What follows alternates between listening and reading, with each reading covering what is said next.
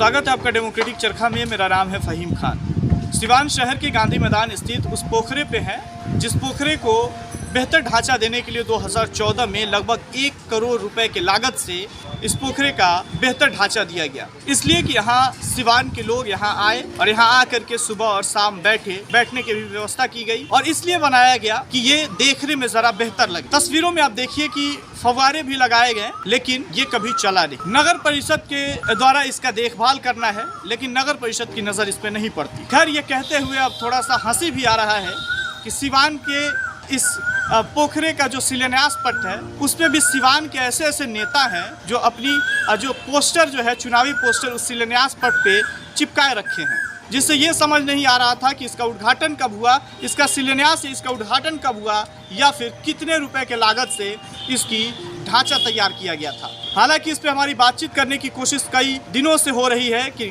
कार्यपालक पदाधिकारी से हमारी बातचीत करने की हम कोशिश करेंगे, स्थानीय लोगों से बातचीत करने की कोशिश करेंगे। हालांकि जब इस पोखरे के करीब हम घूम रहे थे, ये देखने की कोशिश कर रहे थे कि कितनी स्थिति इसकी जर्जर हो रही है, तो कई जगह ये पोस्टर देखने को मिला कि हम सबका एक ही नारा, साफ सुथरा हो सिवान हमारा। इस तरह का पोस्टर देखने को मिला, लेकिन ये लिखा तो है, लेकिन कितना साफ सुथरा है ये तस्वीरों में आप देख सकते हैं। सिवान के नगर परिषद की बदहाली इसी से समझ में आती है कि नगर परिषद अगर चाहे, अगर ध्यान देता तो शायद ये पोखरा का जो गेट चारों तरफ से लगा हुआ है वो खुल जाता और लोग यहाँ आसानी से आते जाते रहते।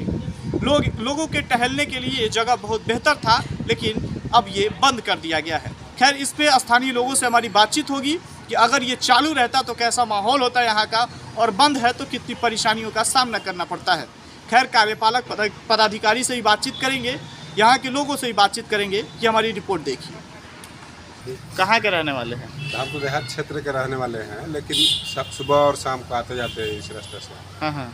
आते जाते हैं, देखते हैं ये सब सारे कंडीशन जो है इसका बिल्कुल कूड़ा कबाड़ जैसे बन गया। यानी ड्यूटी से छूटने के बाद आप डेली यहाँ आते हैं क्या? पर डे आते हैं, लगभग 2-5 मिनट तक हम बाहर खड़े रहते हैं, चले जाते हैं या मैदान में बैठ जाते हैं। तो अभी मेला की वजह से हम इधर सोचे बैठे हैं। हाँ, तो कैसे हैं? तो अभी देख रहे हैं कि टूटा हुआ है बाउंड्री तोड़ करके सब लोग अंदर माल गोरू वगैरह ये सब कचरा भर दिया है। अच्छा, यहाँ डेली आते हैं आप? हाँ, ये सिवान का यहाँ कोई जगह नहीं, बस सिवान में तो यहाँ आते हैं, बस थोड़ा पानी वानी गंदा है यहाँ का बहुत ज़्यादा, और फान के आना पड़ता है। गेट तो सारा बंद है, कैसे आते हैं? यहाँ तोड़ा हुआ दीवार लोगों ने ही तोड़ दिया होगा हाँ, आने जाने के लिए? लोकल लोग तोड़े यहाँ के आने के लिए। तो यहाँ आने के बाद क्या सुकून मिलता है? ना मिलना चाहिए, लेकिन नहीं मिलता, पूरा गंदा रहता है ना। गाय वगैरह भी कुछ लोग इधर बांध रहे हैं।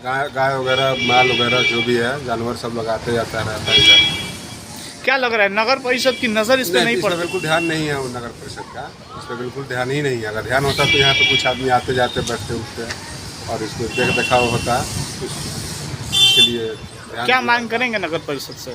यही कि इसको सफाई किया जाए, थोड़ा इस पर ध्यान दिया जाए, जो भी टूटा फटा है उसको रिपेयरिंग हो, बेहतर रहेगा। तो क्या लग रहा है, इसको नगर परिषद का ध्यान नहीं पड़ता है? नहीं, नगर परिषद के कर्मी अगर ध्यान देते तो शायद ये बेहतर रहता ना। हाँ। नमस्कार, फहीम बात कर रहे हैं सर, डेमोक्रेटिक चरखा से। ओम प्रकाश यादव जी से बात हो रही है। हाँ, बोल रहे हैं। सर, मैं ये कह रहा हूँ कि सिवान में जब आपका कार्यकाल था उस वक्त गांधी मैदान के करीब एक पोखरा है जिसको बेहतर ढांचा देने के लिए कुछ फंड आया था नगर परिषद के द्वारा, और कुछ काम भी हुआ, लेकिन अब ऐसी स्थिति है कि अंदर पूरा जो है कि पानी गंदगी लगा हुआ है, पानी की सफाई नहीं हो रही है। जी सर जी। और गंदगी का भरमार लगा हुआ है जी। तो निश्चित रूप से जो लोग जनप्रतिनिधि हैं उनको आवाज उठाना चाहिए और जिला प्रशासन को संज्ञान लेना चाहिए, चूंकि हेडक्वार्टर में है। जी। और सारे शरीफ और प्रबुद्ध समाज के लोग उस पोखरे के अगल बगल बैठते हैं, टहलते हैं, में देना चाहिए। तो आपके ही कार्यकाल में ये काम हो रहा था और उस वक्त भी ये बेहतर ढांचा नहीं बन पाया, काम मुकम्मल जो है कि बेहतर तरीके से नहीं हो पाया। जब हम सांसद थे उस समय बन रहा था जी। बीच में ही हमारा कार्यकाल समाप्त हो गया और हमारे टिकट को जेडीयू ने ले लिया जी। तो जेडीयू के सांसद है वहाँ, आरजेडी के विधायक है, और तो दायित्व इन लोगों के कंधों पर है। तो सर, आखिर एनडीए की सरकार है और गठबंधन के ही जो है कि सांसद हैं यहाँ कविता सिंह, तो वो क्यों आवाज नहीं उठा रही हैं? इसके लिए आप लोग क्यों नहीं आगे आ रहे हैं? निश्चित रूप से वो आवाज उठाए न उठाए, आपने हमें संज्ञान में दिया है। 31 तारीख को पटना जाएंगे जी। और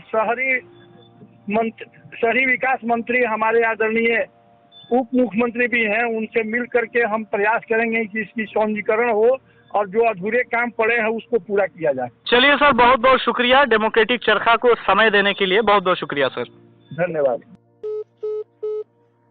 इस पोखरे के ताल्लुक से सिवान के लोगों से हमारी बातचीत हुई, जो यहाँ लोग रोजाना टहलने आते हैं दीवार को फांद करके, उनसे बातचीत हुई। खैर, नगर परिषद के कार्यपालक पदाधिकारी से बातचीत हुई। और जब सिवान के पूर्व सांसद यानी ओम प्रकाश यादव जब सांसद हुआ करते थे, उनके वक्त में ये जो है कि इसको बेहतर ढांचा देने का प्रयास हो रहा था, कार्य चल रहा था, उनसे भी हमारी बातचीत हुई। खैर, आपने रिपोर्ट देखा, कैसा लगा हमारा रिपोर्ट आप कमेंट करके ज़रूर बताएं। अगर फेसबुक पे देख रहे हैं तो पेज को लाइक करें, अगर यूट्यूब पे देख रहे हैं तो चैनल को सब्सक्राइब करें। धन्यवाद।